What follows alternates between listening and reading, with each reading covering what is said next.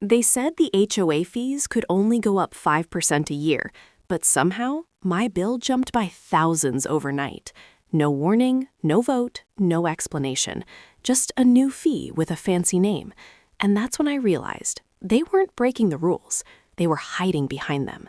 But what they didn't know is that I was about to expose their biggest mistake. The beginning, the perfect community. When I first moved into the neighborhood, it felt like paradise. Tree-lined streets, quiet evenings, friendly neighbors. And the HOA? They looked professional. Polite emails, clean newsletters, promises of protecting property value. Our monthly fee was reasonable, about $100, they told us. HOA dues will never increase more than 5% per year. That sounded fair, so I signed the papers, like everyone else. Big mistake. The sudden shock. One morning, I opened my mailbox and saw an envelope that changed everything. Inside was a bill, not just my regular HOA fee, but a brand new charge. Quarterly insurance risk assessment fee, $350.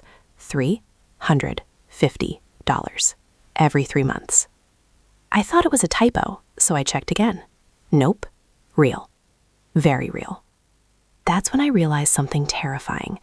They didn't raise the HOA fee. They just invented a new one. The excuse. I called the HOA office. They said calmly, "Oh, this is not an HOA fee increase. This is a separate assessment for insurance risk." I said, "So you're charging more without calling it an increase?"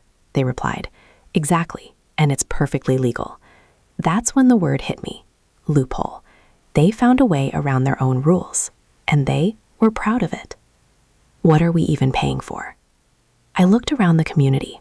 No pool, no gym, no security, just a small dog park with broken fences and muddy ground. And yet they were charging us like we lived in a luxury resort. Even worse, rumors started spreading. The landscaping company was owned by a cousin of a board member. The insurance broker was a friend of the HOA president. Coincidence? Not likely. Silencing homeowners. People started complaining. Emails were ignored. Meetings were rushed. Questions were postponed. One neighbor stood up at a meeting and said, "This feels illegal." The board smiled and said, "It's in the fine print." That's when I realized this wasn't about managing a community. It was about controlling it. The turning point. Instead of getting angry, I got smart.